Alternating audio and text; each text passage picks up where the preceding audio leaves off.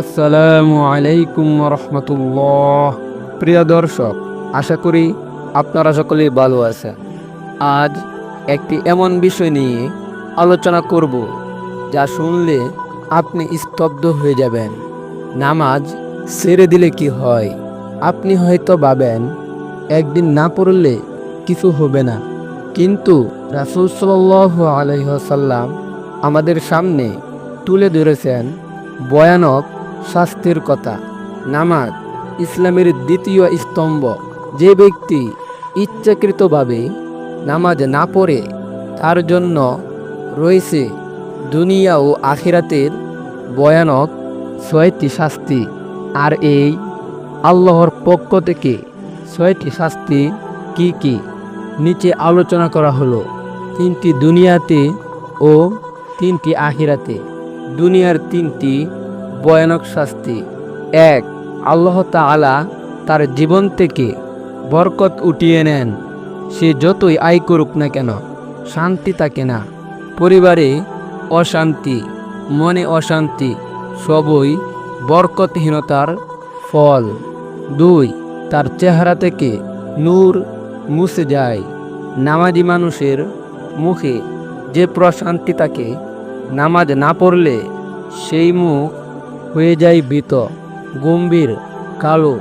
3, তার কোনো দোয়াই কবুল হয় না। দোয়া করতে করতে ক্লান্ত, কিন্তু আল্লাহ তাআলা তার দোয়া শুনেন না, কারণ সে আল্লাহর ডাকে সাড়া দেয় না। এখন আসি আখিরাতের 3টি শাস্তি কি কি। 1, মৃত্যুর সময় কষ্টকর অবস্থায় মৃত্যু হয়। যেমন জিভে কালেমা আসে না, চোখ অশান্তিতে ঘুরে, মুখে বিষণ্ণতা। 5, কবরের চাপ এত ভয়ানক হবে হাড় চূর্ণ বিচূর্ণ হয়ে যাবে। যে নামাজ পড়েনি তার কবর হবে অন্ধকার। ফেরেশতারা আসবে শাস্তি দিতে কিয়ামত পর্যন্ত। 3, কিয়ামতের দিন আল্লাহ তাআলা তার দিকে তাকাবেন না। আর যে ব্যক্তির দিকে আল্লাহ তাআলা তাকাবেন না তার চেয়ে হতভাগা আর কে হতে পারে?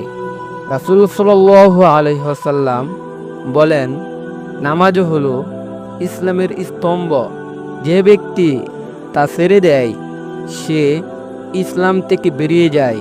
তো প্রিয় ভাই ও বোনেরা, নামাজ শুধু ফরজ নয়, এটি আল্লাহর সঙ্গে আমাদের সম্পর্কের প্রমাণ।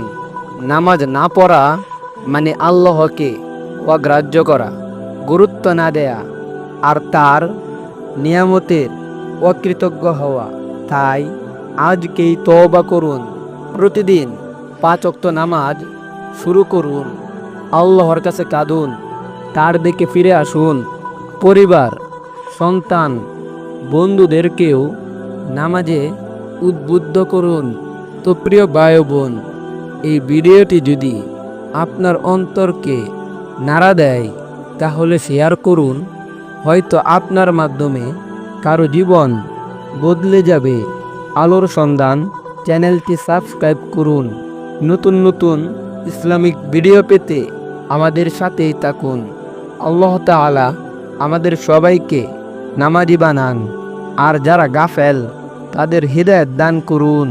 আমিন।